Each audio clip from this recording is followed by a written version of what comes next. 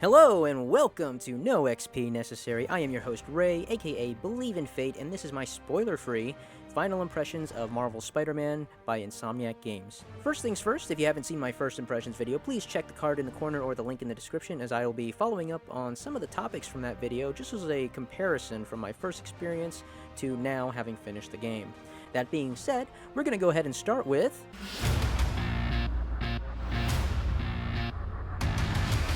Movement is still fun and exciting even after over 30 hours of playing this game. I have to point out that there is a staggering number of unique animations for Spider-Man's movements as he's swinging through the city. The free running over obstacles and rooftops, as well as going through or scaling fire escapes, is all very impressive. These are things that would be considered obstructive geometry in older games, so there's just a flow in the movement that is very relaxing, and I just find myself swinging around the city to sort of take the edge off. Kind of like in GTA Online, where even though the guns and mayhem are the standard sort of thing in that game, I sometimes log in to just drive around and take it easy after a long day. Anyway, moving on.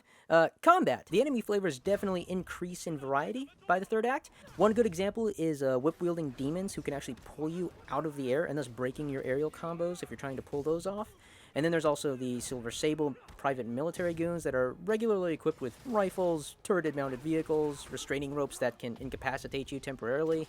Oh, and frickin' jetpacks. That's a thing. With this new variety of enemies towards the end of the game, it's very easy to get overwhelmed by them, and if you're not careful... This definitely keeps the combat fresh, but also sometimes leans on the side of being difficult. I've even found myself running from some battles if I felt it was unnecessary to deal with them. Overall, I'm happy that even in the final chapters of the game, we're still being introduced to these new challenging enemies, and it kept things from getting boring and repetitive. Gameplay aside, I also wanted to note that although Spider-Man has a huge number of suits, Insomniac didn't succumb to the plague of microtransactions or pre-order exclusives. There were some pre-order bonuses, but that only included early access to 3 suits that you can already unlock naturally during the course of the game. So the base game is no different between the Collector's Edition and the Standard, and aside from the upcoming DLC, there is no in-game store asking you to spend more money on XP boosters or extra suits or anything like that. Not even for cosmetic items. This is actually really refreshing for a AAA game to not have those sort of things, so thank you, Insomniac. Now, those aside, I wanted to mention trophies. Now, I know, not everyone feels that trophies are very important, but I feel the effort done here by Insomniac is worth mentioning because it definitely added to my enjoyment of the game. But if you really don't like trophies, you can click on the timestamp on the screen right there and you can skip all of this, but I really like trophies, so I'd really like to talk about trophies. Anyway, in most other games, they'll have some type of challenge trophy that involves getting the highest medal or rating for any particular challenge they might have. In this case, it's the Taskmaster challenges, and each comes with 3 score levels: Amazing, Spectacular, and Ultimate. I'm pretty sure you can guess which one's the highest. Now, in most cases, the trophy would go along the lines of, get Ultimate in all challenges. But for this game, nuh-uh. Get Spectacular in all Taskmaster challenges. And the Spectacular rating is actually pretty reasonable. I managed to get it on my first or second attempt on all of the challenges that I came across. Why is all of that important, you ask? It's important because in most other games, you finish the campaign and all that's left are the side quests and their trophies. And as you know, open world games tend to put you in a sort of free mode at the end of the story, and they leave you to do this so that you can tidy up any of these loose ends. And the problem here, at least for me in my experience, is when I'm presented with these challenges for trophies, they're usually needlessly and frustratingly difficult that by the time I earn them, I really don't want to play the game anymore.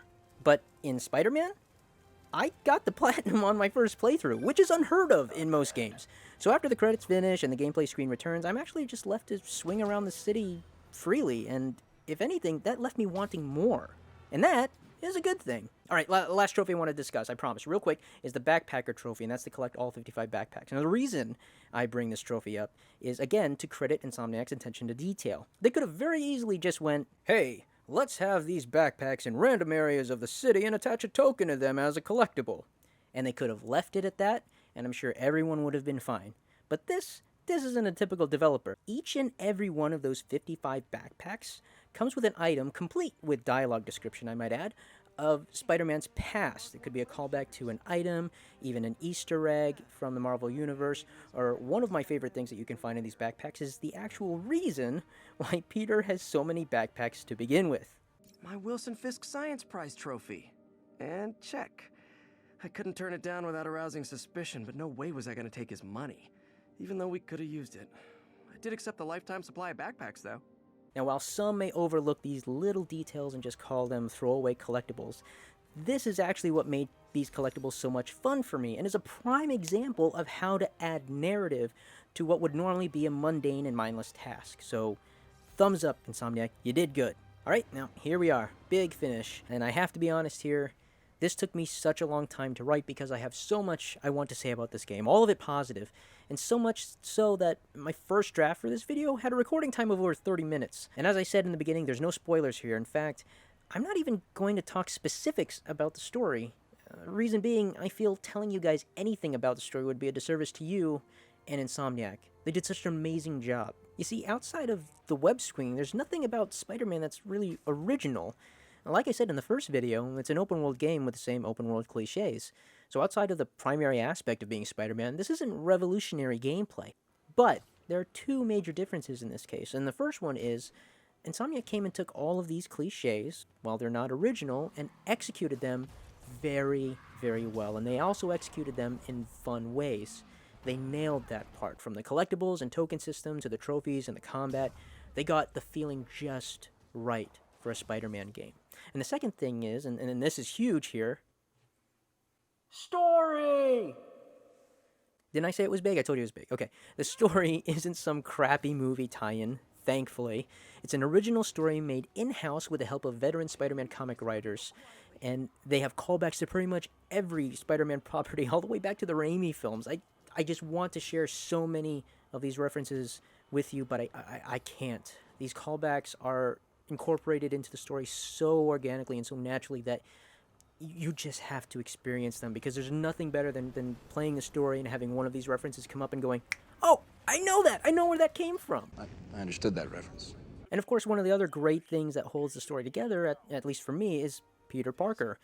He is and will always be the one who deals with the consequences of being Spider-Man, and I know that sounds obvious, but the main reason Spider-Man is such an iconic character, and this isn't news to any Spider-Man fan, is because Peter is a relatable human being. He isn't perfect, he isn't always confident, and he doesn't always have things work out for him, and sometimes that's due to his choice to be Spider-Man and do his Spider-Man things. This story incorporates that aspect of being Spider-Man so well, and you're just so invested, not just in the web swing, but you're invested in Peter Parker's story in this. On the opposite side of that, they did such a good job with the villains. They didn't write villains that are just bad for the sake of being bad. The greatest Spider-Man villains are always the ones who hold a very personal connection to Peter Parker.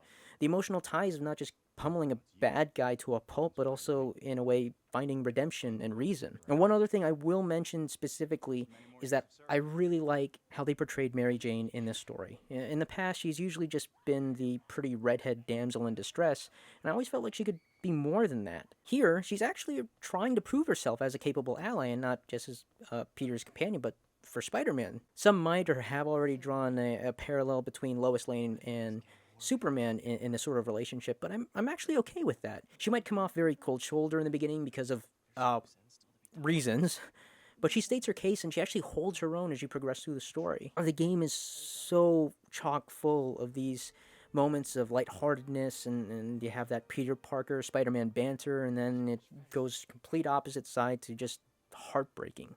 I mean, look at this is me at the end of the final mission. And yes, I recorded myself playing the last mission. If you want to see it, I might upload it. I don't know. Just leave a comment and maybe we'll see about uploading. Another great detail is how they interweave the story into the gameplay. An excellent example of this is the audio cues when you're swinging around. Now, I did mention this in the first video, and at the beginning of the game, it sounds like this.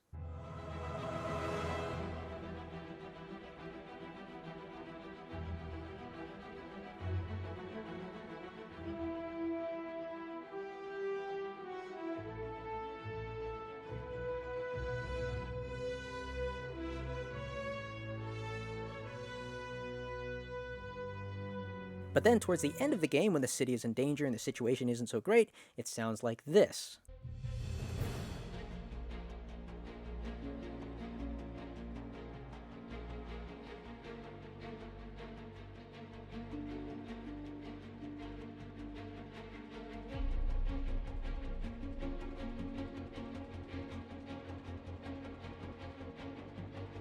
So even when you're in between story missions and you're just swinging around the city, you're given this subtle reminder, this tone, that the situation is dire and you have to get to the end of this. And that pushed me to complete the story as quickly as I did. And that is just good game design. Now, I do want to preface that while this game is definitely not a perfect game. And I'm sure everyone else's experiences more than likely differ from mine, but to me, the few negative experiences that I've had are so few and far between that I can't even think of any of them off the top of my head. So, that being said, in my own personal opinion, this is a perfect Spider-Man game. And there's really nothing more I need to say after that. So if you're still watching, thank you very much for sticking through it. I hope you enjoyed it, and I guess I'll see you here next time. So as always, keep on gaming. This is Ray, signing out. Nearby units advised. Witnesses called in a mugging. Incident is ongoing in the West Village.